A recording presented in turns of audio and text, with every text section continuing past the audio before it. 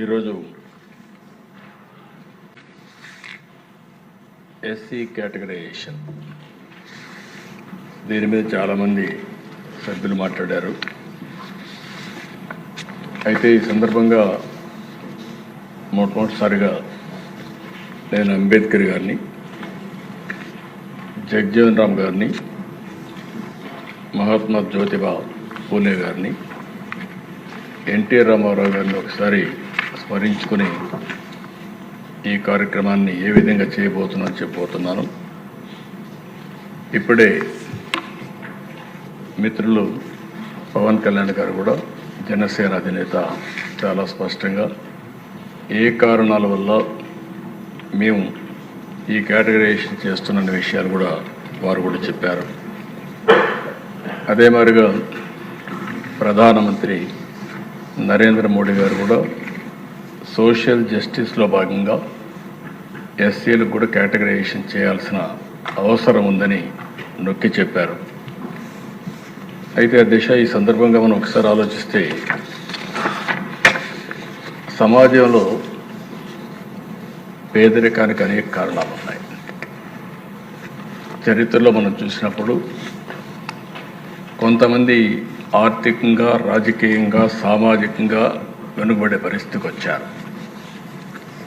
చరిత్ర ఒకసారి విశ్లేషించినప్పుడు ఈ మూడు కారణాలు కూడా ఆ కులాల్ని ఎక్కడికక్కడ ఆర్థికంగా ఎనికి లాగేసే పరిస్థితి వస్తుంది. ఇప్పుడు మనం ఒకసారి ఆలోచించిన దిశ, స్వాతంత్రం వచ్చింది, 70 సంవత్సరాల పైన పూర్తి చేసుకున్నాం. నేను మళ్ళా చూస్తే 2047కి 100 సంవత్సరాలు పూర్తి చేసుకోబోతున్నాం. ఇంకా కూడా ఆర్థికంగా, రాజకీయంగా, సామాజికంగా అసమానతలపైన పోరాడే పరిస్థితి వస్తూ ఉంది. ఇక్కడికి వచ్చినప్పుడు అధ్యక్ష, ఈ కేసు చెప్పిన తర్వాత చరిత్ర కూడా ఒకసారి, చరిత్రలో నేను కూడా ఒక 40-50 ఏళ్ళు భాగస్వాములు అయ్యే పరిస్థితికి వచ్చాం. అది కూడా ఒకసారి చూసినప్పుడు దీన్ని ఇటీవల కాలంలో అనేక ఛాలెంజెస్ తర్వాత, నేను ఆ చరిత్ర చెప్పేటప్పుడు కూడా చెప్తాను, ఒక తీర్పు ఇచ్చారు. 7 మంది జడ్జెస్ 6+1 తీర్పు ఇచ్చినప్పుడు చాలా స్పష్టంగా రాష్ట్ర ప్రభుత్వాలు ఏ వర్గమైనా సరే వెనకబడిందని భావిస్తే మీరు వర్గీకరణ చేసే అవకాశాలు ఉన్నాయని రాష్ట్రం కానీ కేంద్రం కానీ అందరికీ మీకు చేసే అవకాశం ఉందని చాలా స్పష్టంగా తీర్పు ఇచ్చారు. దానిపైన 1 మ్యాన్ కమిషన్ వేయడం, గ్రూప్ ఆఫ్ మినిస్టర్స్ని నియమించడం, వారందరూ ఆలోచించిన తర్వాత మొన్నే క్యాబినెట్లో కూడా ఒక నిర్ణయం చేశాం. ఈ నిర్ణయం చేసిన దాని వెనకాల దిశ, ఎన్నికలప్పుడు కూడా ఎన్డీఏ కూటమి వర్గీకరణకు కట్టుబడి ఉందని చాలా స్పష్టంగా చెప్పాం. చెప్పిన మాట ఈరోజు నిలబెట్టుకోవడానికి ఆ వేదిక. అదే సమయంలో దిశ, ఇక్కడ మనం ఒకసారి చూస్తే ఇంకా ఇప్పుడే మిత్రులు పవన్ కళ్యాణ్ గారు కానీ కొంతమంది మెంబర్లందరూ అడిగారు. ఒక విషయం చూసినప్పుడు బుడగజంగం, అది ఎప్పటి నుంచో వాళ్ళ సమస్య అయితే చాలా విచిత్రంగా అటు ఇటు సమైక్య ఆంధ్రప్రదేశ్లో ఉన్నప్పుడు కొన్ని రోజులు వాళ్ళు ఎస్సీలో ఉండడం, తర్వాత ఇది రావడం అన్నీ జరిగాయి. నేను కూడా అది ఎక్స్ప్లెయిన్ చేసి ఒక తీర్మానం చేసి కేంద్రానికి పంపించి కేంద్రం ఆమోదిస్తే మళ్ళీ మనం ఎస్సీల్లో ఏ గ్రూప్లో చేర్చడానికి అవకాశం ఉంది, అది చేర్చడానికి అన్ని విధాలా. రెండోది అధ్యక్ష, రిలీజ్ కానీ అదే మరి కొన్ని కులాలు కొన్ని జిల్లాల్లో ప్రధానంగా ఉన్నారు. ఈరోజు మాల సామాజిక వర్గం ఈస్ట్ వెస్ట్ గోదావరి జిల్లాల్లో ఎక్కువ ఉంటుంది. ఇంకా కొన్ని జిల్లాలు అదే మరి నెల్లూరు కానీ ఈ జిల్లాలో ఎక్కువగా ఉన్నారు. ఇంకొక పక్కన మాదిగ సామాజిక వర్గం రాయలసీమలో కడప, కర్నూలు, అనంతపూర్లు ఎక్కువగా ఉన్నారు.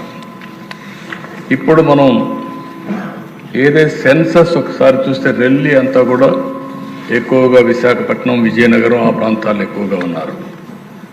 అయితే ఈరోజు కమిషన్ వేసిన తర్వాత కమిషన్ ఇచ్చిన రిపోర్టు ఏదైతే 26 జిల్లాలు అయినాయి, ఈ 26 జిల్లాల్లో ఇది చేయాలంటే జనాభా లెక్కలు సరిగా లేవు, కాబట్టి నేను రికమెండ్ చేయలేకపోతున్నాను. గవర్నమెంట్కి అధికారం ఉంది. 2026లో సెన్సస్ జరుగుతుంది. ఆ సెన్సస్లో వచ్చిన డేటా ఆధారంగా మీరు జిల్లా వారీగా కేటగరైజేషన్ చేసుకునే అవకాశం ఉందని చాలా స్పష్టంగా చెప్పారు. ఎన్నికల్లో కూడా మనం చెప్పింది జిల్లా వారీగా కేటగరైజేషన్ తీసుకొస్తామని చాలా స్పష్టంగా హామీ ఇచ్చాం. మళ్ళీ హామీ ఇస్తున్నా. ఈరోజు డిలే అవుతుందనే ఉద్దేశంతో ఈ కార్యక్రమాన్ని చేస్తూనే మళ్ళీ సెన్సస్ రిపోర్ట్ వచ్చిన తర్వాత జిల్లా వారీగా కేటగరైజేషన్ చేయడానికి ఈ ప్రభుత్వం దానివల్ల రెవెన్యూస్ కూడా వచ్చే అవకాశం వస్తుంది. అధ్యక్ష ఈరోజు అన్ని పార్టీలు కూడా మాట్లాడినప్పుడు ఒక సోషల్ జస్టిస్, సామాజిక న్యాయానికి కట్టుబడి ఉన్నామని అందరం కూడా చెప్తున్నాం. అన్ని పార్టీలు ప్రయత్నాలు చేస్తున్నాయి, ఏ కొద్ది పార్టీలు తప్ప. అయితే ఈ ఇష్యూలో ఒకసారి ఆలోచిస్తే అధ్యక్ష, ఇప్పుడే పవన్ కళ్యాణ్ గారు చెప్పారు, ఆ రోజుట్లో కృష్ణా మాదిగలకు అన్యాయం జరిగింది, మాదిగ పేరు చెప్పడానికి కూడా చాలామంది ఇదవుతున్నారనే ఉద్దేశంతో మాదిగ దండోరా అని ఒక ఆర్గనైజేషన్ పెట్టి పెద్ద ఎత్తున ఉద్యమం చేశాడు. ఆ ఉద్యమం చేసినప్పుడు అధ్యక్ష, నేను ముఖ్యమంత్రిగా ఉండడం, వాళ్ళ సమస్యలని చూడడం, చూసిన తర్వాత అనేక సార్లు మాట్లాడిన తర్వాత ఆల్ పార్టీ మీటింగ్స్ కూడా పెట్టుకొని అన్నీ చర్చించిన తర్వాత వారు చేసే డిమాండ్ సబబుగా ఉందనే ఉద్దేశంతో 10/9/96 మీరు కూడా ఆ రోజు పార్టీలో ఉన్నారు అధ్యక్ష, ఆ రోజు జస్టిస్ రామచంద్రరావు కమిషన్ వేసాం. జస్టిస్ రామచంద్రరావు కమిషన్ వేస్తే వీరు రాష్ట్రమంతా తిరిగి మొత్తం అధ్యయనం చేసి మాలా సామాజిక వర్గం, మాదిగ సామాజిక వర్గం, ఆది ఆంధ్ర, అదే మరిగా వీళ్ళందరి రెల్లి ఇవన్నీ కూడా చూసిన తర్వాత 4 కేటగరైజేషన్ కింద ABCD కేటగరైజేషన్కి ఆ రోజు మొగ్గు చూపించారు అధ్యక్ష. 28/5/97 వారు రిపోర్ట్ ఇచ్చారు. ఆ రిపోర్ట్ని బేస్ చేసుకుని మార్చి 98లో national commission for SC scheduled caste కమిషన్కి పంపించాం. అది కూడా వారు కన్సల్ట్ ఇవ్వాల్సిన పని లేదు, ప్రభుత్వం కన్సల్టేషన్ చేయాల్సిన బాధ్యత ఉందని చెప్పి ఆ రోజైతే పంపించాం. అది అయిన తర్వాత జూన్ 1999లో ఆర్డినెన్స్ ఇష్యూ చేశాం. 2/5/2200లో ఆ రోజు యాక్ట్ కూడా తీసుకొచ్చాం. అది కూడా మీరు చూస్తే ఏదైతే rationalization and reservation act 2000 Andhra Pradesh scheduled caste అని చెప్పే యాక్ట్ కూడా తీసుకొచ్చాం. అదే సమయంలో ఎప్పుడు కూడా ఈ దేశంలో కొన్ని ఛాలెంజెస్ వస్తూ ఉంటాయి. ఏదైతే యాక్ట్ వచ్చిన తర్వాత నవంబర్ 2000లో హైకోర్టులో ఛాలెంజ్ చేశారు.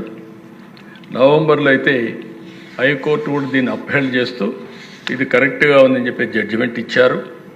అదే మరిగా నవంబర్ 2004లో మళ్ళీ సుప్రీంకోర్టుకి వెళ్ళారు.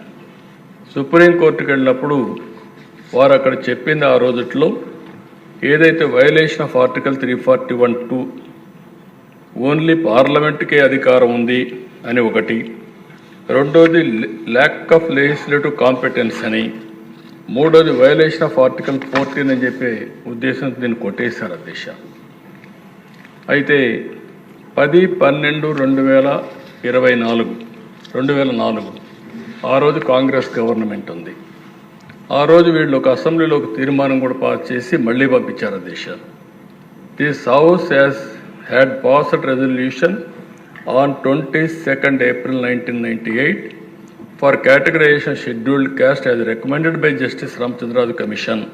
In view of the recent Supreme Court judgment, the House resolves to recommend to the Government of India to take up the matter in the parliamentary పంపించారు. కానీ అప్పట్లో అది చేయలేకపోయారు అధ్యక్ష. అయితే మే 2007 ఏదైతే జస్టిస్ ఉషా మెహ్రా కమిషన్కి రెఫర్ చేశారు, ఆ రోజు కూడా జస్టిస్ ఉషా మెహ్రా కమిషన్ 2008లో రిపోర్ట్ ఇస్తూ అన్యాయం జరిగిన మాట వాస్తవం కాబట్టి కేటగరైజేషన్ అవసరం అని చెప్తూ వారు కూడా 2000-2004 మధ్యలో ఈ కేటగరైజేషన్ వల్ల కొంత మంచి జరిగిందని కూడా సమర్థించే పరిస్థితికి వచ్చారు అధ్యక్ష. అది అయిన తర్వాత అధ్యక్ష మళ్ళీ ఇటీవల కాలంలో జస్టిస్ చంద్రచూడ్ నాయకత్వంలో 7 మెంబర్ జడ్జి బెంచ్ డిస్కస్ చేశారు అధ్యక్ష. అది డిస్కస్ చేసి మొన్నే జడ్జిమెంట్ ఇచ్చే పరిస్థితికి వచ్చారు. అది వచ్చిన వెంటనే మళ్ళీ అన్ని రాష్ట్రాల్లో కదలిక వచ్చింది. మనం కూడా 15-11-2024 ఆర్ఆర్ మిశ్రా కమిషన్ వేసాం. ఆయన 27-11-2024లో ఛార్జ్ తీసుకున్నారు. 13 జిల్లాలు తిరిగారు. హెడ్ ఆఫ్ ది డిపార్ట్మెంట్స్తో మాట్లాడారు, సెక్రటరీస్తో మాట్లాడారు, ఎమ్మెల్యేస్తో మాట్లాడారు. అందరితో చర్చించిన తర్వాత కూలంకుషంగా ఒక రిపోర్ట్ ఇచ్చారు.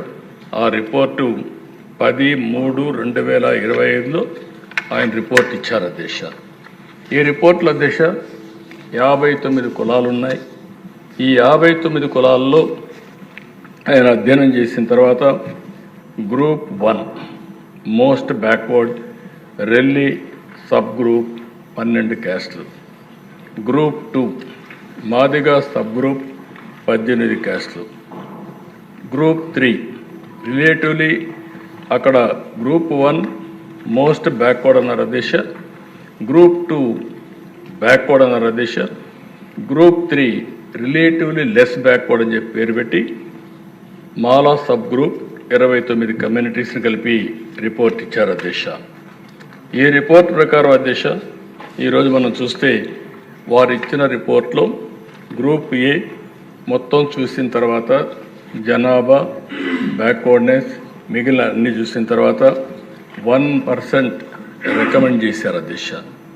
పాపులేషన్ చూస్తే 2.25, వారు రికమెండ్ చేసింది 1% రికమెండేషన్ చేశారు.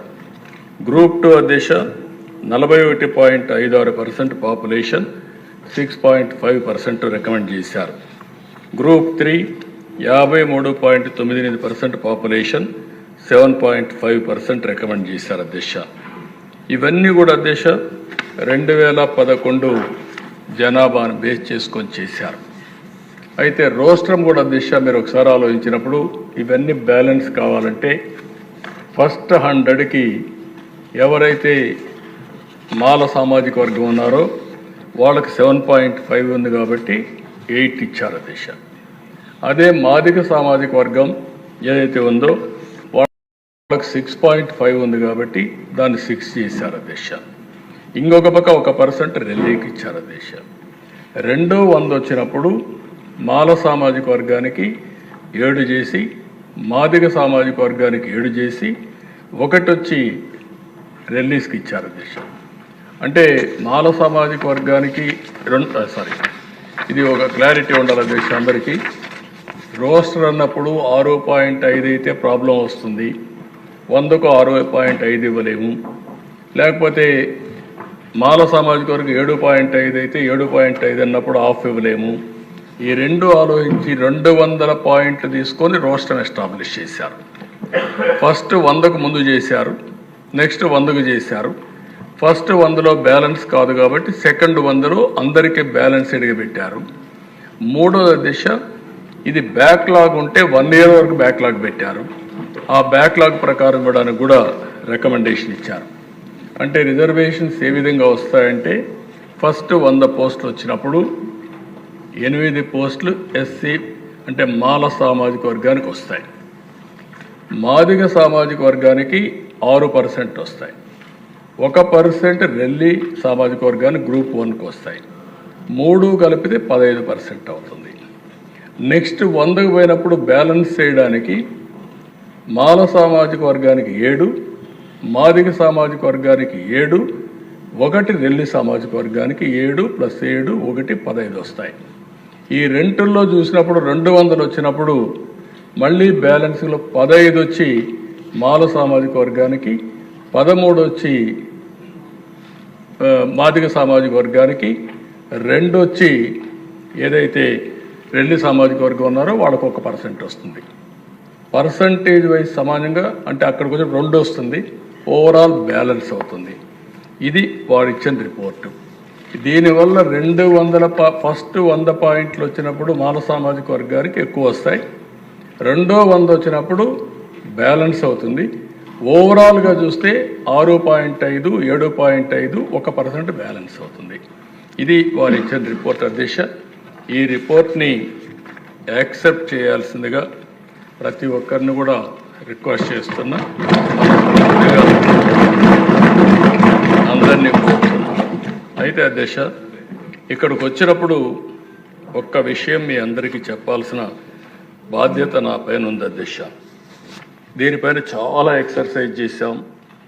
ఆ ఎక్సర్సైజ్లో కూడా వారు కూడా కొన్ని డీటెయిల్స్ ఇచ్చారు. ఆ డీటెయిల్స్ మనం చూస్తే ఏ వర్గం ఎట్లుంది, ఎట్లా ఆర్థికంగా ఉన్నాయి, ఉద్యోగపరంగా ఉదాహరణ గ్రూప్ 1లో అనలైజ్ చేశారు డేటా పెట్టుకొని. ఇందులో మాలలు, మాదిగలు, ఆది ఆంధ్ర, రెల్లి కులాలు ఎంతమందికి వచ్చాయో చెప్పారు. గ్రూప్ 2 చేశారు, గ్రూప్ 3 చేశారు, గ్రూప్ 4 చేశారు, జ్యుడిషియల్, టీటీడీ అన్నీ కూడా అధ్యయనం చేసి ఇవన్నీ కూడా ఒక సైంటిఫిక్గా చేసే పరిస్థితికి వచ్చారు. ఇంకో పక్క స్థానిక సంస్థల్లో కూడా ఎవ్వరికి అపోహలు లేకుండా ఇందులో కూడా అధ్యయనం చేశారు అధ్యక్ష. జిల్లా పరిషత్లు ఎట్టున్నాయి, ఎంపీటీసీలు ఎట్టున్నాయి, ఎంపీపీలు ఎట్టున్నాయి, ఇవన్నీ కూడా అధ్యయనం చేసి అందరి రిక్వెస్ట్లు తీసుకొని ఫైనల్గా దీన్ని ఫైనలైజ్ చేసే పరిస్థితికి వచ్చారు అధ్యక్ష. అధ్యక్ష, ఇది వచ్చినప్పుడు నేను ఇక్కడ ఒక విషయం మీ అందరికీ మీ దృష్టికి తేవాల్సిన అవసరం ఉంది. నేను ఎప్పుడు కూడా అధ్యక్ష ఒక విధంగా నెక్స్ట్ మంతే మనం ముగ్గురు మహనీయులు ఏప్రిల్లో జన్మదినం జరుపుకుంటున్నాం. అంబేద్కర్ గారిది, అదే మరిగా పోలే గారిది, జగజీవన్ రామ్ గారిది. మనం నిమిత్తం మాత్రం ఒక నెలలో ఈ ముగ్గురు మహనీయులు పుట్టినప్పుడు వారి యొక్క జన్మదినాన్ని కూడా మనం జరుపుకునే సందర్భంలో దేశ ఎగ్జాక్ట్గా నేను ముఖ్యమంత్రిగా ఉన్నప్పుడు ఒకటి కేటగరైజేషన్ దిశ ఈరోజు చరిత్రలో కొన్ని జరుగుతూ ఉంటాయి. ఎగ్జాక్ట్గా 30 సంవత్సరాల కంటే ముందు ప్రారంభించి అనేక అడుగుదొడుగులు లేకుంటే ఇబ్బందులు సవాళ్ళు ఎదుర్కొని మళ్ళీ సుప్రీంకోర్టు పరీక్షలో నెగ్గి సుప్రీంకోర్టు కొట్టేసి మళ్ళీ 7 మెంబర్ బెంచ్కి పోయి ఒకసారి సుప్రీంకోర్టులో కొట్టేసిన తర్వాత మళ్ళీ బిగ్గర్ బెంచ్ ఉంటే తప్ప ఇది జెన్యూన్ అంటే తప్ప మళ్ళీ యాక్సెప్ట్ చేసే పరిస్థితి రాదు. అలాంటి బెంచ్కి వెళ్ళి మళ్ళీ అది యాక్సెప్ట్ చేసి ఇది న్యాయసమ్మతం అని చెప్పి మళ్ళీ హౌస్లో నేనే ఆ కేటగరైజేషన్ తీసుకొచ్చే పరిస్థితి అంటే ఒకసారి లాంగ్ జర్నీ కాకుండా సామాజిక న్యాయం కోసం ఏదైతే నేను ఆ రోజు ఆలోచించానో అది సబబని ఈ దేశంలో అత్యున్నత న్యాయస్థానం చెప్పడమే కాకుండా అత్యున్నత ప్రజా న్యాయస్థానం కూడా ఈరోజు నిర్ణయించే పరిస్థితి వచ్చింది. ఇది జీవితంలో ఒకసారి దిశ కొంతమందికి ఒక రేర్ ఆపర్చునిటీ ఓసారి అనిపిస్తుంది. ప్రజలు నాకు ఇచ్చిన అవకాశం నా పూర్వజన్మ సుకృతం, ఈరోజు ఈ పని చేయగలిగాను. అయితే దిశ కొంతమంది కొన్ని విధాలుగా ఆలోచిస్తూ ఉంటాం. ఇప్పుడే మిత్రులు పవన్ కళ్యాణ్ గారు చెప్పినట్టు కొంతమంది నాయకుల్లో ఒక తపన ఉంటుంది. ఎన్టీ రామారావు గారు 82లో పార్టీ పెట్టారు. పార్టీ పెట్టినప్పుడు దిశ ఆయన మహనీయుల యొక్క స్ఫూర్తిని తీసుకొని ఎప్పుడు కూడా పేద పక్షాల ప్రతినిధిగా ఉండాలి, సామాజిక న్యాయం చేయాలి అని అనునిత్యం పరితపించిన వ్యక్తి ఎన్టీ రామారావు గారు అని చెప్పి నేను మీకు తెలియజేస్తాను. అయితే దేశం మీరు కూడా మొట్టమొదటి నుంచి ఉన్నారు ఆయనతో, మీరు ఆయన ఆలోచన విధానాన్ని ఎప్పటికప్పుడు చూశారు. ఈ దేశంలో ఫస్ట్ టైం ఎస్సీలకు ఎస్టీలకు 50% ఇండ్లు రిజర్వేషన్ చేయాలని నిర్ణయించిన వ్యక్తి ఎన్టీ రామారావు గారు. ఏదో పూరిల్లో ఉంటే అంత మునుపటి దేశ ఇల్లు అనేది ఒక 500 రూపాయలు ఇచ్చేవాడు. ఆ 500 రూపాయలు గుడిసేసేవాడు. ఆ గుడిసేస్తే ఎండొస్తే వర్షాలు వస్తే ఇంక మనకు తెలిసింది. అలాంటిది కాదు, ఈ పేదవాళ్ళు ఉండవలసిన స్థలం పర్మనెంట్ హౌస్ అని దేశంలో మొట్టమొదటిసారిగా శాశ్వత గృహ నిర్మాణాలు నిర్మించిన వ్యక్తి ఎన్టీ రామారావు. ఇంకో పక్కన దిశ ఆయన ఆలోచించిన విధానం మనం ఆ రోజు చూస్తే, పేద పిల్లలు చదువుకోవడానికి చాలా అవస్థపడుతున్నారు, అందులో ఎస్సీ ఎస్టీ పిల్లలు ఇంకా ఎక్కువ అవస్థపడుతున్నారని ఫస్ట్ టైం ఈ దేశంలో సోషల్ వెల్ఫేర్ రెసిడెన్షియల్ స్కూల్స్ పెట్టిన ఏకైక వ్యక్తిని తమ్ముతారని. ఈరోజు 190 స్కూల్స్ ఉన్నాయి. ఈ 190 స్కూల్స్ అధ్యక్ష కార్పొరేటివ్ స్కూల్స్ అన్నీ టౌన్స్లో ఉంటాయి, 1 ఎకరా 2 ఎకరాల్లో ఉంటారండి. అలాంటిది 10 ఏకర్స్ ల్యాండ్, 10 ఎకరాలు 20 ఎకరాలు ల్యాండ్స్ ఇచ్చి బ్రహ్మాండమైన బిల్డింగ్లు కట్టి బెస్ట్ విద్యా వ్యవస్థకు శ్రీకారం చుట్టిన వ్యక్తి నందమూరి తారక రామారావు. అక్కడి నుంచి దిశ అనేక కార్యక్రమాలు చేసుకుంటూ వచ్చాం. నేను ముఖ్యమంత్రి అయిన తర్వాత దిశ ఒకసారి చూస్తే ఎస్సీల పట్ల వివక్షత అప్పుడు ఆశ్చర్యం వేస్తుంది. ఇప్పుడు కూడా ఇవి ఉండే మెంబర్స్ చాలామంది అర్థం చేసుకోవాల్సిన అవసరం ఉంది. తెలంగాణలో అయితే బాంచేల్ని కాళ్ళు మొక్కతాం. ఇది ఎంత ఆశ్చర్యం వేస్తుందంటే వాళ్ళకి అది తప్ప ఇంకొకటి తెలిసేది కాదు. దాన్ని మార్చడానికి నాకు చాలా సమయం పట్టింది. ఆ రోజుట్లో మీరు చూస్తే దశ ఒక చట్టం తీసుకొచ్చాం. దీనికంటే ముందు నేను జస్టిస్ పున్నయ్య గారు, ఆ రోజు షెడ్యూల్ కులాల కోసం పనిచేసిన వ్యక్తి జస్టిస్ పున్నయ్య గారు. ఒక నాలెడ్జ్లో కానీ కమిట్మెంట్లో కానీ ఒక దీక్షతో పనిచేశాడు. ఆ రోజు నేను ఆలోచిస్తే దీక్ష ఎలాంటిదంటే, ఈరోజు మీరు చూస్తే గ్రామాల్లో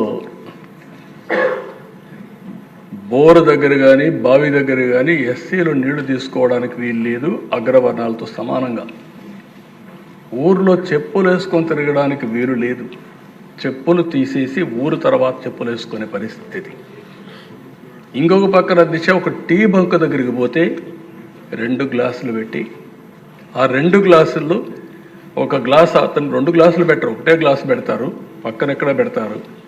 అతనే వచ్చి ఆ గ్లాసులో టీ పోయించుకొని తాగి కడిగి మళ్ళీ ఆ గ్లాసు పెట్టేసిపోవాలి. అంటే అన్టచబుల్ అంటే ఎంత పరాకాష్ట మీరు గుర్తుపెట్టుకోవాలి. దేవాలయాలకు ఎంట్రన్స్ లేని పరిస్థితి. అంటే ఇలాంటివి చూసిన తర్వాత దిశ నేను ఈ జీవో తీసుకొచ్చాను. జస్టిస్ పున్నయ్య కమిషన్ ఇస్తాం, 42 రికమెండేషన్లు ఇచ్చాడు, 27 జీవోలు కానీ మెమోలు కానీ ఇష్యూ చేశాను.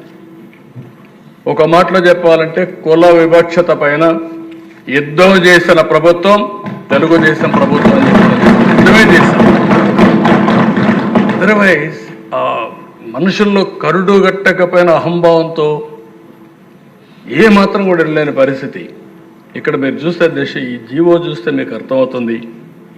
ఇది జీవో ఎంఎస్ నెంబర్ 105 డేటెడ్ 31/10/2011. ఇందులో చూసిన ప్రదేశాలు, this team will interact with all sections of the people in the villages including SCs, STs and convince and persuade the upper caste people against the evil of untouchability in various forms and in whatever manner it is being practiced, and also against atrocities against SCs and STs with special reference to the villages concerned. The team lead the SCs and STs into the village temple, provide access to the public water sources, and get the separate glass for SCs system removed from the tea and coffee shops. The team should also tackle any other village level social evils or superstitions like Jogin, Basani system, Banamati, Potiraju, bonded labor, manual scavenger. అంటే మీరు ఇవన్నీ చూస్తే దశ ఎంత భయంకరంగా అంటే మనిషిని మనిషిగా ట్రీట్ చేయలేని పరిస్థితి, మనిషిని యాక్సెప్ట్ చేయలేని పరిస్థితి. అక్కడి నుంచి ఆ దశ నేను ఒకటే డిసైడ్ చేసుకున్నాను, ఈ రాష్ట్రంలో ఎట్టి పరిస్థితుల్లో ఇవి ఉండడానికి వీలు లేదని జస్టిస్ పొన్నయ్య గారు ఇచ్చిన రికమెండేషన్ అన్ని తీసుకున్న తర్వాత 27 మెమోల్ని జీవోలు ఇష్యూ చేశాం. ఆ ఫస్ట్ జీవో మీరు చూస్తే GOMS నెంబర్ 92 ఆయన ఇచ్చిన report as it is accept చేయడం. రెండో రిపోర్ట్ గిరిజన ప్రాంతంలో గిరిజన భూములని కొట్టేసేవాళ్ళు, వేరే వాళ్ళు పోయి ఆక్యుపై చేసుకొని, అవన్నీ కూడా ITDAకి అధికారాలు ఇచ్చి గిరిజన భూములు వేరే వాళ్ళు తీసుకోవడానికి వీలు లేదు, ఈ భూములు గిరిజనులకే ఉండాలని చట్టాన్ని తీసుకొచ్చిన ప్రభుత్వం అమలు చేశాం, సిన్సియర్గా అమలు చేశాం. SCలు అదే మరి ఇంకొక పక్కన 694 జీవోల దిశ SCలు మరి ST సమస్యలు పరిష్కరించేదానికి జిల్లా, డివిజన్, మండల స్థాయిలో పరిష్కార సెల్స్ ఏర్పాటు చేశాం. ఇంకొక పక్కన చూస్తే దిశ 105 జీవో ఇప్పుడే ఇప్పించాను. దాని మీద అందరు అధికారులు కూడా వారానికి ఒక్కసారి ఒక విలేజ్కి వెళ్ళాలి, SI వెళ్ళాలి, NGOలు పెట్టుకోవాలి, ఆ ఊరంతా కూడా MRO ఉండాలి.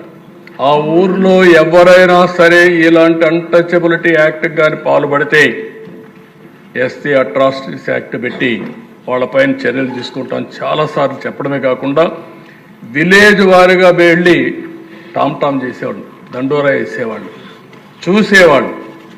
ఎక్కడన్నా కాఫీ షాప్లో, టీ షాప్లో కానీ 2 గ్లాసులు ఉన్నాయా, ఆ సిస్టమ్ ఉందా, ఎవరైనా ఊర్లో బావుల దగ్గరికి నీళ్లకు వస్తే తీసుకోనికుండా చేస్తున్నారా, దేవాలయాలు ఎక్కడన్నా ఇలాంటివి చేస్తున్నారా, ఇలాంటివన్నీ కూడా వెరిఫై చేసి కఠిన చర్యలు తీసుకోవడానికి పెట్టాం. అదే మార్గ దిశ ఎవరైనా సరే SCలకు వ్యతిరేకంగా ఉన్న వివిధ అడ్డంకులు తొలగించడానికి క్యాస్ట్ హిందూస్ ఎవరైనా సరే ముందుకొచ్చి పోరాడితే, ఉద్యమాలు చేస్తే, వాళ్ళకి సహకరిస్తే జిల్లా స్థాయిలో 5 మందికి 10,000 రూపాయలు అప్పట్లోనే అవార్డులు ఇచ్చేవాడు. రాష్ట్ర స్థాయిలో ఉత్తమ సంస్థలకు 25,000 అవార్డులు ఇచ్చాం. అంటే వీళ్ళని ప్రోత్సహించాం, కలుపుకో రావడానికి ప్రోత్సహించాం. ఇంకొక పక్కన కొన్ని ప్రాంతాల్లో, కొన్ని గ్రామాల్లో అహంభావంతో ఇష్టానుసారంగా మీరు ఎన్నైనా చెప్పండి, కరుడుగట్టిన విధానాలతో ఎట్టి పరిస్థితుల్లో మేము ఇక్కడ ఆచరించామంటే ఆ ప్లేసులన్నీ కూడా వల్నరబుల్ ప్లేసెస్గా, హాట్ స్పాట్స్గా డిక్లేర్ చేశాం. డిక్లేర్ చేసి ఎప్పటికప్పుడు అధికార యంత్రాంగం అక్కడికి వెళ్ళడం, రిపీటెడ్గా వెళ్ళడం, ఎవరైనా దీన్ని వైలేట్ చేస్తే వాళ్ళపైన చర్యలు తీసుకోవడం మొదలుపెట్టాం. అదే మరిగా దిశ ఎక్కడైనా సరే ఒక అత్యాచారం SCలపైన జరిగితే జిల్లా అధికార యంత్రాంగం, కలెక్టర్, SP డైరెక్ట్గా వితిన్ 24 అవర్స్లో ఆ విలేజ్కి వెళ్ళాలి, వాళ్ళని పనిష్ చేయాలి. అలాంటి వ్యవస్థ తీసుకొచ్చాం. అయితే ప్రజల్లో అపోహలు కలిగించడానికి కాదు, వాళ్ళలో మార్పు తేవడానికి దీనిపైన పీస్ కమిటీలు వేసాం. పీస్ కమిటీలు వేసి ఏ ఊరికి ఆ ఊరు కూర్చోబెట్టి ఇది మంచిది కాదు, ఇది కరెక్ట్ కాదు, మానవత్వంతో ముందుకు పోవాలని చెప్పి వాళ్ళకి చెప్పాం. రెండోది, ఒక్కోసారి SCల్లో డబ్బులు ఉండవు, చాలా ఇబ్బందులు ఉంటాయి, కోర్టు వాళ్ళకు డబ్బులు ఉండవు అనే ఉద్దేశంతో ఫస్ట్ టైం SC అట్రాసిటీస్ పైన స్పెషల్ కోర్టులు పెట్టాం. అదే సమయంలో బెస్ట్ అడ్వకేట్స్ని పెట్టి వాళ్ళ కేసులన్నీ వాదించడానికి సహకరించాం. దీనికంతా గవర్నమెంటే డబ్బులు పెట్టుకున్నాం. ప్రతి నెల రిపోర్ట్లు తెప్పించేవాళ్ళం. ఇంకో పక్క విజిలెన్స్ కమిటీ డిస్ట్రిక్ట్లో మీరు చూస్తే DVMC district vigilance monitoring committee ఒకటేసి ఇవన్నీ కూడా రివ్యూ చేశాం. మండల్ లెవెల్ కమిటీలు వేసాం. మండల్ లెవెల్ కమిటీలో ఎంపీడీఓ, ఎంపీపీ, ఎంఆర్ఓ వీళ్ళందరినీ పెట్టి ఎస్ఐలు పెట్టి మొత్తం మానిటర్ చేసే పరిస్థితికి వచ్చాం. ఈ విధంగా ఆలోచించిన దిశ మొత్తం ఒక 27 జీవోలు ఇష్యూ చేశాం. ఇంకో పక్కన మీరు చూస్తే అధ్యక్ష ఇక్కడికి వచ్చినప్పుడు సోషల్ ఈక్వాలిటీ కింద ఎక్కడికక్కడ క్యాంపులు పెట్టి అవేర్నెస్ తీసుకొచ్చాం. రాష్ట్ర స్థాయిలో ఒక నోడల్ ఆఫీసర్ని పెట్టి అతన్ని అన్ని జిల్లాలు తిప్పి ఇవన్నీ చేశాం. ఇంకొక పక్కన అధ్యక్ష మీరు ఒకసారి చూస్తే రిలీఫ్, ఈరోజు ఎస్సీ అట్రాసిటీస్ పైన ఇచ్చే రిలీఫ్ ఆ రోజు జస్టిస్ పొన్నయ్య గారి కమిషన్ ఆధారంగా ఇచ్చిన డబ్బులు తప్ప, తర్వాత గవర్నమెంట్లో అటు పెంచాం తప్ప ఇవన్నీ ఇచ్చాం. అప్పట్లోనే 30,000 రూపాయలు, ఏదైనా ఇల్లు కొట్టేస్తే ఇల్లు కట్టేయాలి, ఎంప్లాయ్మెంట్ ఇవ్వాలి, ఉపాధి చూపించాలి, మళ్ళీ అదనంగా 30,000 రూపాయలు వాళ్ళకి ఆర్థిక సహాయం చేయమని చెప్పిన ప్రభుత్వం ఆ రోజు తెలుగుదేశం ప్రభుత్వం అని చెప్పి కూడా నేను తెలియజేస్తున్నాను. బరియల్ గ్రౌండ్స్ పోనీయకుండా చేసేవాళ్ళు. బరియల్ గ్రౌండ్కు రోడ్డు మీద ఉంటే ఇది మా పొలం కాబట్టి మేము పోనీయమంటే అవన్నీ కూడా ఎవిక్ట్ చేపించి చేసామని చెప్పి కూడా నేను మీకు తెలియజేస్తున్నా. ఇలాంటివన్నీ కూడా గ్రాంట్ కానీ ఎంప్లాయ్మెంట్ కానీ ఇవన్నీ ఇచ్చాం. ఇవన్నీ ఇచ్చి ఇంకో పక్కన ఎవ్రీ మంత్ 30వ తారీఖున ప్రతి గ్రామంలో రాష్ట్రంలో పౌర హక్కుల దినోత్సవాన్ని జరిపాం. అంటే సివిల్ రైట్స్ డే, ప్రతి ఒక్కరికి హక్కులు ఉన్నాయని చెప్పి ఇవన్నీ పెట్టి చేయించాం. కడాన మీరు చెప్పినట్టు దిశ గిరిజన భూముల్ని గిరిజనేతరులు ఎవరు తీసుకోవడానికి లేదని చెప్పేటాం. ఎలాంటి ఇబ్బందులు లేని భూములన్నీ వాళ్ళకి ఇమ్మని చెప్పి పోడో కల్టివేషన్ ఏదైతే ఉందో ఈరోజు గిరిజన భూములు హక్కులు కల్పించింది ఎన్టీ రామారావు గారు అయితే అప్పటి నుంచి మళ్ళీ ప్రత్యేక చట్టంలో కొన్ని జీవోలు ఇష్యూ చేసి అమలు చేశాం. ఇవన్నీ కూడా మీరు ఆలోచిస్తే దిశ దగ్గర 27 జీవోలు ఇష్యూ చేశాం. ఈరోజు ఒకసారి నేను చూస్తే నాకే ఆశ్చర్యం, నేనే ఇచ్చానా అనిపిస్తామని. ఇప్పుడు అంటే చరిత్ర ఎట్లుంటుంటే అధ్యక్ష ఓసారి రిమైండ్ చేసుకుంటే తప్ప మనకు అర్థం కాని పరిస్థితి. నాకెంతో ఆనందం. ఆ రోజు నేను చేసిన పని ఈరోజు కూడా ఒక సోషల్ జస్టిస్కి కానీ అంటరాని తన నిర్మూలనకు కానీ బ్రహ్మాండంగా పనిచేసిందంటే చాలా గర్వంగా ఆనందంగా ఉన్నా. నేను చేసింది రైటు, భగవంతుడు నాకు అవకాశం ఇచ్చాడు, ఆ అవకాశాన్ని సమాజం కోసం ఉపయోగించామని ఆనందం, తృప్తి ఉందని చెప్పి కూడా నేను మీకు తెలియజేసుకుంటున్నాను. అధ్యక్ష ఓసారి కొన్ని అవకాశాలు వస్తూ ఉంటాయి, కొంతమంది సద్వినియోగం చేసుకుంటూ కొంతమంది చేసుకోలేరు.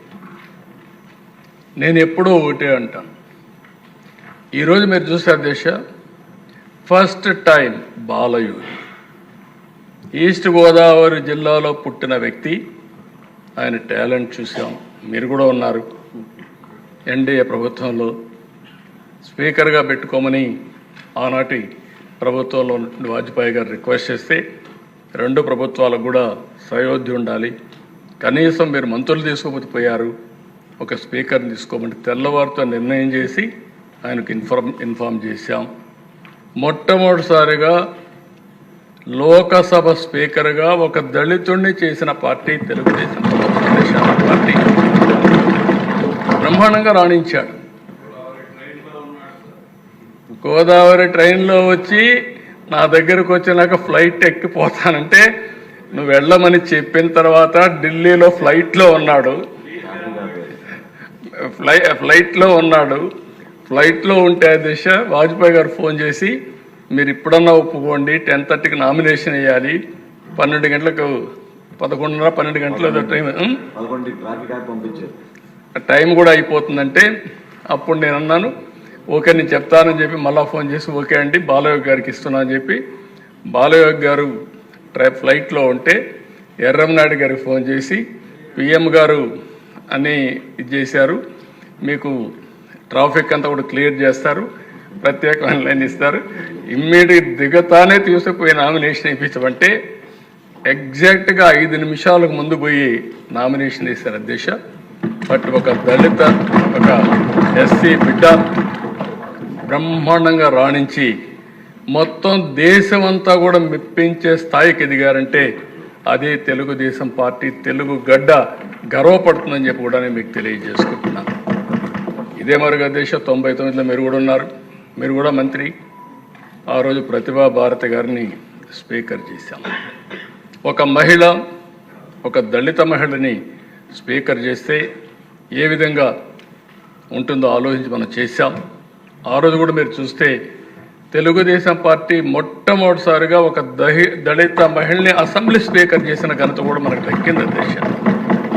ఇంకొక పక్క అధ్యక్ష, ఆ రోజు ఈ రెండే కాకుండా కాకి మాధవరావు ఎవరు అంతవరకు ఎస్సీలు చీఫ్ సెక్రటరీ కాలేదు, అవుతారని కూడా ఊహించుకోలేదు వీళ్ళు. కానీ ప్రమోట్ చేయడమే కాకుండా కాకి మాధవరావు గారిని చీఫ్ సెక్రటరీ చేసి మళ్ళీ ఏదైతే పంచాయతీరాజ్ లోకల్ బాడీ ఎలక్షన్స్ కోసం స్టేట్ ఎలక్షన్ కమిషనర్గా చేశాం అధ్యక్ష. ఇంకో పక్క అధ్యక్ష అదృష్టం ఒకసారి ఎన్టీ రామారావు గారు నేషనల్ ఫ్రంట్ చైర్మన్గా ఉన్నప్పుడు అంబేద్కర్ గారికి భారతరత్న వచ్చింది. ఆయన కృషి మనం ఎప్పుడు మర్చిపోలేమని చెప్పి. ఇంకొకటి అధ్యక్ష, మీరు ఒకసారి చూస్తే మళ్ళీ ఎన్డీఏ గవర్నమెంట్లో అంబేద్కర్ గారి ఫోటో పార్లమెంట్లో పెట్టే పరిస్థితికి వచ్చింది. అంటే ఇవన్నీ కూడా ఒకసారి జరిగినప్పుడు మనకు కూడా ఒకసారి తృప్తి, ఒక సాటిస్ఫాక్షన్, మనం కూడా భాగస్వాములు అని చెప్పి ఆనందం అధ్యక్ష. ఇంకో పక్క అధ్యక్ష కేఆర్ నారాయణన్, నేను యునైటెడ్ ఫ్రంట్ చైర్మన్గా కన్వీనర్గా ఉన్నప్పుడు కేఆర్ నారాయణ గారిని ప్రపోజ్ చేసి ఒక ఎస్సీని రాష్ట్రపతి చేసిన ఘనత కూడా ఆ రోజు తెలుగుదేశం పార్టీకి, యూఎఫ్కి దక్కింది అధ్యక్ష. అప్పుడు కాంగ్రెస్ కూడా సపోర్ట్ చేసే పరిస్థితికి వచ్చారు. అబ్దుల్ కలాం అధ్యక్ష, అబ్దుల్ కలాం గారిని ఈ దేశం ఎప్పుడూ గుర్తుపెట్టుకుంటుంది. అలాంటి వ్యక్తిని వాజ్పేయి గారి సహకారంతో ఎన్డీఏ గవర్నమెంట్లో ప్రెసిడెంట్ ఆఫ్ ఇండియా చేసిన ఘనత కూడా మనకు దక్కుతుంది. మన రోల్ ఉంది, దానికి గర్వపడుతున్నాం అధ్యక్ష. వీళ్లే కాకుండా అధ్యక్ష, ఈరోజు నరేంద్ర మోడీ గారిని కూడా మీరు ఒకసారి ఆలోచిస్తే ప్రధానమంత్రిగా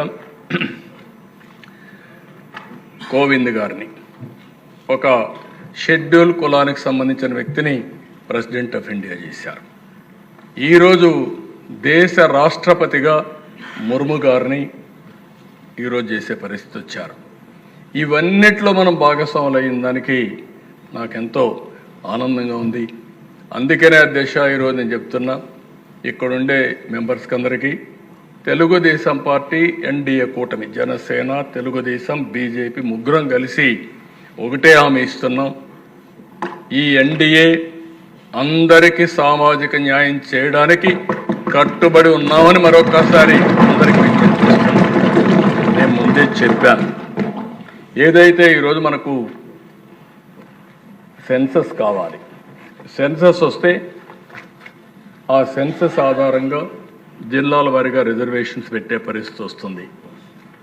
ఈరోజు మిశ్రా కమిషన్ కూడా ఒకటే చెప్పారు, government may take a view on this at an appropriate time after conduct of next census based upon national principles, quantifiable data and inter-sea backwardness.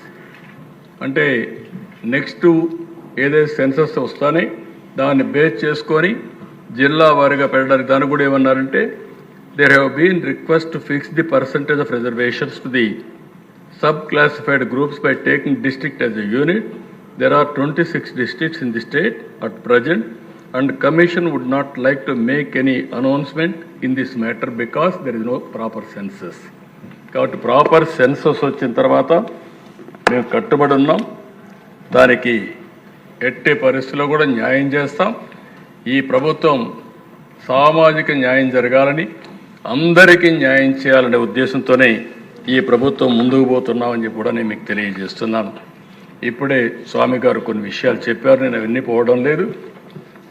గడచిన ప్రభుత్వం 5 ఏళ్లలో ఒక్క పైసా ఖర్చు పెట్టకపోతే ఈ ప్రభుత్వానికి ఆర్థిక ఇబ్బందులున్న ఎస్సీల కోసం 804 కోట్ల అవుట్లేతో 340 కోట్ల రూపాయలు సబ్సిడీతో గవర్నమెంట్ గ్రాంట్తో ఎకనామిక్ సపోర్ట్ స్కీమ్స్ తీసుకొచ్చాం.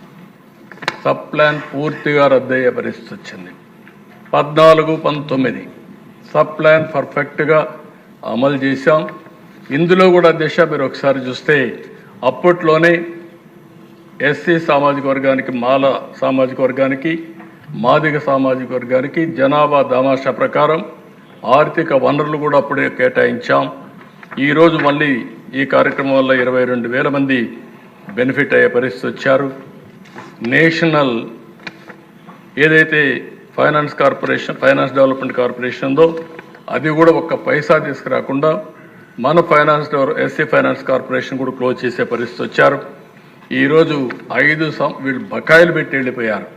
ఆ డబ్బులు కట్టకపోతే డబ్బులు ఇవ్వమంటే 5 సంవత్సరాల్లో పాత బకాయిలు చెల్లిస్తామని అగ్రిమెంట్ ఇచ్చి ఎంఓ ఇచ్చి ఒక ఎంఓ వాళ్ళ డబ్బులు కూడా కట్టి మళ్ళీ డబ్బులు రెగ్యులరైజ్ చేశాం. దీనివల్ల చాలా వరకు మళ్ళీ ఎస్సీలకు న్యాయం జరిగే పరిస్థితి వస్తుంది. కొంతమంది రిక్వెస్ట్ చేశారు, ఇప్పుడే మాల సామాజిక వర్గానికి చెందినవారు కానీ, మాదిగ సామాజిక వర్గానికి చెందినవారు కానీ ఆర్థికంగా కూడా పైకి తీసుకొచ్చే కార్యక్రమాలు ఇమ్మని చెప్పి కోరారు. ఈ ప్రభుత్వం కట్టుబడి ఉంది. ఓసారి వాళ్ళ కుల వృత్తుల వల్ల కొన్ని పనులు ఇచ్చే అవకాశం ఉంటుంది. ఏమేం చేయాలని నేను ఆలోచించి తప్పకుండా దీనికి శ్రీకారం చుడతామని చెప్పి కూడా మాల సామాజిక వర్గానికి కానీ, మాదిగ సామాజిక వర్గానికి కానీ, రెల్లి సామాజిక వర్గానికి కానీ, కడాన బుడగ జంగం సభ్యులకు కూడా విజ్ఞప్తి చేస్తున్నాను అధ్యక్ష. ఇప్పుడే మన మెంబర్స్ అందరూ చెప్పారు. ఈరోజు బుడగ జంగం చూస్తే ఎక్కడికి పోయినా వీళ్ళు చాలా పెద్ద ఎత్తున వాళ్ళ బాధలు చెప్పుకోవడానికి వస్తూ ఉంటారు. వీళ్ళది కూడా ఒక విచిత్రమైనటువంటి సమస్య. మీరు ఒకసారి చూస్తే అధ్యక్ష 1950 రాజ్యాంగ ఉత్తర్వు ప్రకారం బేడ జంగం కులాన్ని పూర్వపు మద్రాసు రాష్ట్రం షెడ్యూల్ కులాల్లో చేర్చలేదు. మనం మెడ్రాస్ ప్రెసిడెన్సీలో ఉన్నాం. కానీ అది పూర్వపు హైదరాబాద్ రాష్ట్రం షెడ్యూల్ కులాల జాబితాలో చేర్చబడ్డారు. 56లో షెడ్యూల్ కులాలు మరియు షెడ్యూల్ తెగల జాబితా ఆర్డర్ 56లో బేడ జంగం కులాన్ని ఆంధ్రప్రదేశ్, తెలంగాణ ప్రాంతంలోని 10 జిల్లాలకు మాత్రం చూపించారు. 76 షెడ్యూల్ కులాలు మరియు షెడ్యూల్ తెగల ఉత్తర్వుల చట్టం 1976 ప్రకారం బేడ జంగం కులానికి ఎటువంటి ప్రాంత పరిమితి లేకుండా రాష్ట్ర వ్యాప్తంగా సమైక్య ఆంధ్రప్రదేశ్ మొత్తం వర్తింపజేశారు, ఎస్సీలో చేర్చారు. 2002లో 1976 సవరణ రాజ్యాంగ ఉత్తర్వులు చట్టం 2002 ద్వారా రద్దు చేశారు. దీని ద్వారా తెలంగాణ ప్రాంతంలోని జిల్లాలకు చెందిన బేడ జంగం కుల ప్రజలు మాత్రమే ఎస్సీ హోదాను పొందేందుకు అర్హులని చెప్పి ఇచ్చారు. 2014 వచ్చే కొందుకు అధ్యక్ష ఆంధ్రప్రదేశ్ తెలంగాణ రాష్ట్రాలుగా రీఆర్గనైజేషన్ చేసే సమయంలో బేడ జంగం కమ్యూనిటీని ఆంధ్రప్రదేశ్ రాష్ట్రానికి సంబంధించిన షెడ్యూల్ కులాల జాబితా నుండి తొలగించినట్లు ఆంధ్రప్రదేశ్ రీఆర్గనైజేషన్ చట్టం 2014లోని 5 షెడ్యూల్లోని సెక్షన్ 28 ద్వారా ప్రకటించారు. ఈరోజు పాపం వాళ్ళు చూస్తే ఏ కులంలో కూడా వాళ్ళు లేరు. బీసీల్లో లేరు, ఎస్సీల్లో లేరు, ఎక్కడా లేరు, క్యాస్ట్ సర్టిఫికేట్ ఇవ్వడం లేదు. చాలా అవస్థపడుతున్నారు. దీనికి ఒక కమిటీ కూడా వేసాం అధ్యక్ష. ఆ కమిటీ కూడా అప్పట్లోనే ఒక రిపోర్ట్ కూడా ఇచ్చారు. జేసీ శర్మ ఐఏఎస్ 1 మ్యాన్ కమిషన్ వేసాం. ఆయన ఒక రిపోర్ట్ కూడా ఇచ్చాడు. ఆ రిపోర్ట్ని తీసుకొని కొంతవరకు ముందుకెళ్ళాం. కానీ ఇది ఉంది. ఈరోజు నేను ఈ సభలో ఒక ప్రత్యేకమైన తీర్మానం పెడుతున్నాను అధ్యక్ష. ఈ తీర్మానం ద్వారా కేంద్రానికి పంపించి కేంద్రాన్ని ఒప్పించి బుడగ జంగాన్ని కూడా ఎస్సీలో చేర్చడానికి అన్ని విధాల ప్రయత్నం చేస్తాం. అదే సమయంలో ఈ బుడగ జంగాన్ని ఏ గ్రూప్లో, ఎందుకంటే మొత్తం వీళ్ళు ఉండేది కొద్దిగానే ఉన్నారు, ఏ గ్రూప్లో కూడా మనకు ఆ ఫ్లెక్సిబిలిటీ పెట్టాం. కాబట్టి వీళ్ళని ఏ గ్రూప్లో పెట్టడానికి ఈ ప్రభుత్వం అన్ని విధాల ప్రయత్నం చేస్తుందని వారందరూ కూడా హామీ ఇస్తూ ఈ తీర్మానాన్ని ఏకగ్రీవంగా మీరందరూ బలపరచవలసిందిగా ఆమోదించవలసిందిగా కోరుకుంటున్నారు. ఇది అల్టిమేట్గా దిశ. ఈరోజు మీరు చూస్తే చరిత్రలో రామచంద్రరాజు కమిషన్, లేకపోతే జస్టిస్ పొన్నయ్య కమిషన్, పాత ఒకసారి చూస్తే కృష్ణమాదిగా ఎట్లట్లా ఇది చేశాడు. నారావారిపల్లి సీఎం ఇంటి నుండే మాదిగ పాదయాత్ర, అక్కడికి పోయి మా తల్లి దగ్గర మెమరాండం ఇచ్చి ఆవిడ ఆశీర్వాదాలు తీసుకొని బ్లెస్సింగ్స్ తీసుకొని అక్కడి నుంచి ప్రారంభించడం, ఇవన్నీ చూసినప్పుడు అధ్యక్ష ఓసారి చాలా ఎమోషన్ గురవుతాం చరిత్రలో. I have done, but ఈరోజు ఈ అసెంబ్లీ సాక్షిగా ఒక్క నిమిషం అధ్యక్ష,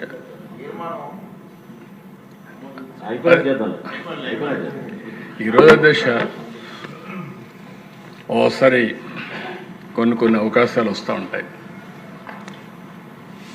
నాది కూడా ఒక సుదీర్ఘమైన రాజకీయ చరిత్ర, ముందుకు పోతున్నాం. ఎక్కడో పుట్టి ఒక మామూలు గ్రామంలో అందరమారిగానే మా ఊర్లో అయితే 20 ఇళ్ళు ఉండేటివి. మా ఊరికి రోడ్డు కూడా లేదు. అప్పట్లో నేనేం చేసేవాడిని అంటే, రెవల్యూషనరీగా రోడ్డు వేస్తే బస్సు వస్తుందంటే ఆ రోడ్డు వేయించడానికి ఇంటికి ఒక ఎడ్ల బండి కట్టి మట్టి తోలేవాళ్ళం. తోలి మళ్ళా వాళ్ళని బస్సు వేయించుకునేవాళ్ళం. అది ఒకటే బస్సు వచ్చేది. అది ఎప్పుడో తెల్లవారితో వచ్చి మళ్ళా సాయంత్రం వచ్చేది. అలాంటి ఊర్లో పుట్టి సరే విద్యార్థి దశ నుంచి ఫైట్ చేసి అక్కడి నుంచి ఎదిగి అంచెలంచెలుగా ఈరోజు కొన్ని నిర్ణయాలు తీసుకొని, ఒక పక్క నిన్నే బిల్ గేట్స్తో మాట్లాడితే ఒక వండర్ఫుల్ ఎక్స్పీరియన్స్. 30 సంవత్సరాల కంటే ముందేం జరిగిందో ఆయన చెప్పినప్పుడు గుర్తు చేసినప్పుడు ఒక సాటిస్ఫాక్షన్. ఇక్కడికి వచ్చినప్పుడు ఒక సామాజిక న్యాయానికి, వెనుకబడిన వర్గాల కోసం కానీ, షెడ్యూల్ కులాల కోసం కానీ, షెడ్యూల్ తెగల కోసం కానీ, మైనారిటీ వర్గాల కోసం ఎక్కడ పేదవాళ్ళు ఉంటే అక్కడ మనం ఉండాలనే ఉద్దేశంతో ఈ జర్నీ అంతా ప్రారంభించాం. సామాజిక న్యాయం చేశాం. ఈ నెలలోనే ఇవన్నీ కూడా అధ్యక్ష నేను చెప్పినట్టన్నీ కూడా మీరు చూస్తే ఏ వ్యక్తికి కూడా మాకు అన్యాయం జరిగింది, జరుగుతూ ఉంది అని చెప్పడానికి వీలు లేకుండా చేయాలనేదే మా తపన. నా తపనకు సహకరించినటువంటి పవన్ కళ్యాణ్ గారికి, బీజేపీకి కూడా మనస్ఫూర్తిగా ధన్యవాదాలు తెలియజేస్తున్నాను. ఒకప్పుడు P3 పెట్టాం. P3 అనేది ప్రభుత్వం ప్రైవేట్ భాగస్వామ్యం, సంపద సృష్టించడం. ఈ సంపద వల్ల ఉపాధి, ఆదాయాన్ని పెంచి ప్రజలకు మెరుగైన వసతులు ఇవ్వడం. ఈరోజు అధ్యక్ష ఈ నెలలోనే ఇంకొక కార్యక్రమం ఇక్కడ వచ్చింది కూడా చెప్తున్నాం. P4 తీసుకొస్తున్నాం. తెలుగు నూతన సంవత్సరం ఉగాది రోజున ప్రభుత్వం P4, ప్రభుత్వం ప్రైవేట్ ప్రజలు భాగస్వామ్యం. సమాజంలో మనకు 1,70,00,000 కుటుంబాలు ఉన్నాయి. నేను ఒక పిలిపిచ్చాను. హై నెట్వర్త్ ఇండివిజువల్స్, బాగా డబ్బులుండే టాప్ 10% ఫ్యామిలీస్, బాటమ్ 20% ఫ్యామిలీస్ని అడాప్ట్ చేసుకోమని, మెంటర్ చేయమని. వాళ్లకు సమాజం ఈ శక్తి ఇచ్చింది. ఈరోజు వాళ్ళు కూడా ఎక్కడి నుంచో రాలేదు. ఇప్పుడు నేను ఈ స్థాయికి వచ్చానంటే అంచెలంచెలుగా ఎవరిచ్చారు అధ్యక్ష నాకు ఈ అవకాశం? ఈ రాష్ట్రంలో ఉండే ప్రజలు ఇచ్చారు, సమాజం ఇచ్చింది. ఆ సమాజం ఇచ్చిన అవకాశాన్ని మళ్ళీ సమాజం కోసం హెచ్చించడం నా బాధ్యతగా ఆలోచించి అనునిత్యం నేను పనిచేస్తున్నాను అధ్యక్ష. అందుకే ఈ సందర్భంగా ఒక పిలిపిచ్చాను నేను. ఎవరైతే సమాజం వల్ల పైకొచ్చిన వ్యక్తులు, మనతో సమానంగా పుట్టిన వ్యక్తులు మన ఊర్లో ఇంకా పేదరికంలో ఉన్నారు, 3 పూట్ల తిండి లేని పరిస్థితిలో ఉన్నారు. సరైన నీళ్లు లేని పరిస్థితి. వాళ్ళు మనుషులే, కానీ మనకు అవకాశాలు వచ్చాయి, మనం చేయగలిగే వాళ్ళు చేయలేకపోతున్నారు. అందుకే నేను పిలిపిస్తున్నాను దిశ జీరో పావర్టీ. ఈ జీరో పావర్టీలో కూడా దిశ పేదరికం ఎవరికి ఉందా దిశ? ఈరోజు సమాజంలో మీరు ఒకసారి చూస్తే ఇదంతా కూడా జీరో పావర్టీ అనేది ఈ పేదవాళ్ళకే ఉంది. అందులో ఎక్కువ ఎవరున్నారు? ఎస్సీస్లో ఉన్నారు, బీసీస్లో ఉన్నారు, గిరిజనులో ఉన్నారు, మైనారిటీస్లో ఉన్నారు, అగ్రవర్ణాల్లో కూడా ఉన్నారు. అందుకని అధ్యక్ష 20% ఫ్యామిలీస్ అంటే 30 లక్షల కుటుంబాలు ఉంటారు. P4 కింద అడాప్ట్ చేసుకుంటాం. గవర్నమెంట్ ఇవ్వాల్సింది ఫోకస్ చేస్తాం. టెక్నాలజీ మెచ్యూరిటీ వచ్చింది. మ్యాక్రో లెవెల్లో రాష్ట్ర స్థాయిలో ప్లానింగ్ చేయొచ్చు. క్షేత్రస్థాయిలో ప్రతి ఒక్క ఇంటిని ఫోకస్ చేయొచ్చు. అది వాళ్ళు అడాప్ట్ చేసుకున్న వ్యక్తులు కూడా పెట్టి మెంటరింగ్, వాళ్ళు చేయాల్సింది వాళ్ళకు ఆర్థిక సహాయం, టైమ్లీ హెల్ప్, ఒక short term, medium term, long term goals పెట్టుకొని వీళ్ళు కానీ మానిటర్ చేయగలిగితే ఇది అసాధ్యం కాదు. ఈరోజు ఒక విధంగా ఆలోచిస్తే ఒక ఇంపార్టెంట్ డే ఎందుకు అంటున్నానంటే, ఒక కేటగరైజేషన్ తీసుకునే సందర్భంగా పేదరికం లేని రాష్ట్రాన్ని చూడాలన్న ఆలోచన. జీరో పావర్టీనే కాకుండా ఆర్థిక అసమానతను తగ్గించాలి. కొంతమంది ఈరోజు దేశ సంపద వచ్చిన తర్వాత కోట్ల రూపాయలు వచ్చే పరిస్థితి వచ్చింది. కొంతమంది నిరుపేదలుగా ఉన్నారు. ఇది సమాజానికి మంచిది కాదు. నా జీవితంలో ఒకటి ఆలోచిస్తున్నా, జీరో పావర్టీ ఫేజ్ 1 తర్వాత ఆర్థిక అసమానతలు తగ్గించడానికి నా జీవితాంతం పనిచేస్తాను. మా పార్టీ కూడా పనిచేస్తుంది.